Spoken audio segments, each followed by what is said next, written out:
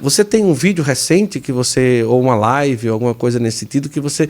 Como fazer quando tipo, o padre não segue a liturgia e tal? E eu faço a mesma pergunta. Nesse caso, a pessoa tem o amor, o desejo, ele vai abandonar a paróquia por causa daquilo? Como que ele vai reagir diante das vezes que o pároco, ele às vezes não está muito preocupado com isso e faz tudo meio bagunçado e fica aquela coisa? Guto, é uma pergunta que, assim, ela pode parecer simples à primeira vista, mas é uma pergunta bem complexa. Porque, assim, a gente começa sempre pensando o seguinte. Existem coisas que não podem mudar. Então, por exemplo, todo sacramento é composto de forma e matéria. Então, na Eucaristia, a forma é isto é o meu corpo, isto é o meu sangue, e a matéria é o pão ázimo, para nós que somos romanos, e o vinho com álcool. Certo. Então, tem que ser o vinho alcoólico e uma gotinha d'água. Se o padre está consagrando suco de uva, o sacramento não está sendo produzido. Sim. Tá? Então, esse tipo de coisa que é terrível tem que ser denunciado ao bispo. Certo. Isso tem que ser levado. Não é?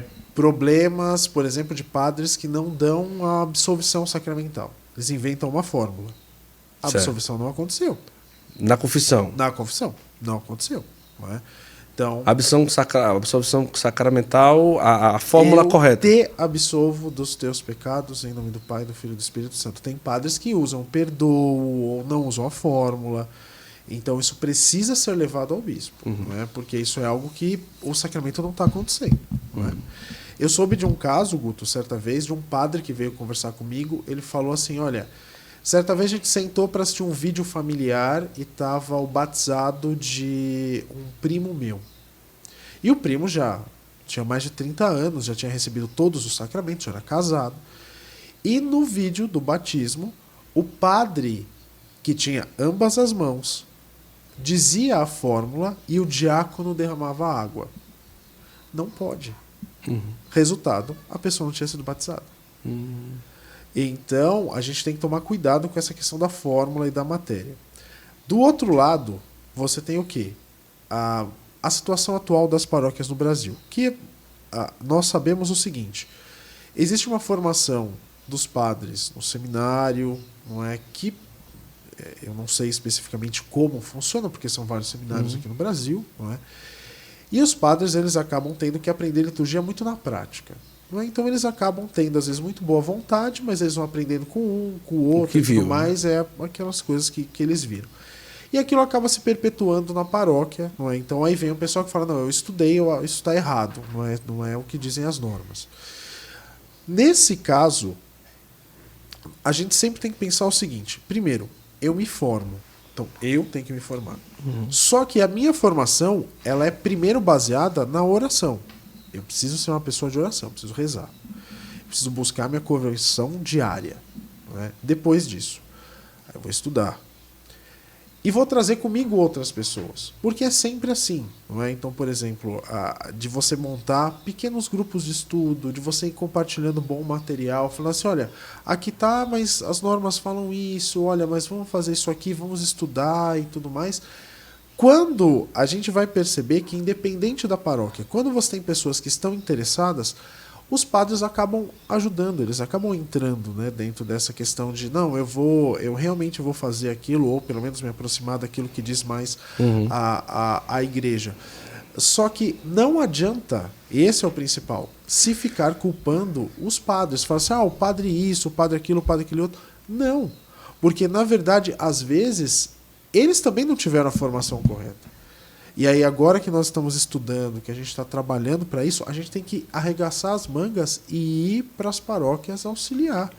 Então não adianta querer fugir da paróquia. Não? Então eu fiquei numa paróquia durante 10 anos, onde assim, tinha umas coisas muito ruins, muito feias até que aconteciam. E aí nós, com o tempo, conseguimos trocar todas essas coisas. Inclusive o pessoal da paróquia veio pedir para fazer umas mudanças. Por exemplo, eu morava a 1,5 quarteirão de uma comunidade que para distribuição da Eucaristia era uma vasilha de plástico. E nós conseguimos substituir por âmbulas de metal porque a comunidade pediu. Então, quando a pessoa descobre a verdade, ela não fica alheia à verdade. Só que se a gente chega na verdade com os 2 pés no peito dos brigando, outros, não vai funcionar. Não é? Então, sempre que nós nos colocamos com humildade a serviço, as coisas funcionam. Ah, mas o padre é difícil. Vai devagar. Não é? Nosso trabalho é um trabalho de formiguinha. Então, às vezes, nós não vamos ver os frutos do nosso trabalho, mas os nossos filhos vão ver. Nós estamos trabalhando pelo reino. Então, acho que essa é a ideia. Se a gente for colocando uma pedrinha por dia, todos os dias do ano, até o fim da nossa vida, no fim a gente vai ter construído um grande edifício, não é? Mas sempre devagarzinho, com muita caridade, rezando, que eu acho que é o mais importante. Como diz Dom Chotar no livro A Alma de Todo Apostolado, o nosso apostolado, nisso você pode pensar no seu ministério, você pode pensar no que você quiser. Ele é fruto e derivado da nossa oração. Se a gente não tem porque nós somos leigos, eu sou leigo, eu tenho muito orgulho de ser leigo. Ser pai de família, de ser cavaleiro, não é? De ser prior da milícia de Santa Maria no Brasil e de ensinar liturgia.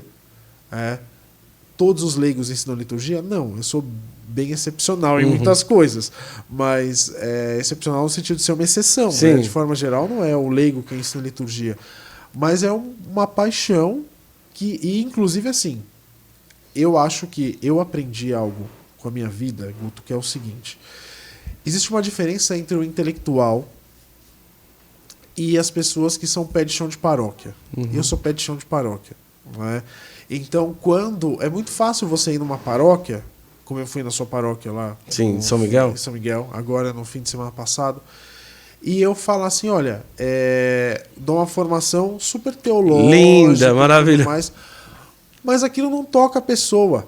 Mas aí, quando você desce, por exemplo, que você vai trabalhar parte por parte, norma por norma, aí que você fala um negócio desse do incenso.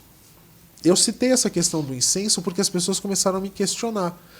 E eles às vezes me questionam pela internet. Eu estava na formação presencial, eu fui falar, olha, tem incensos que são mais odoríferos, incensos que tem mais fumaça.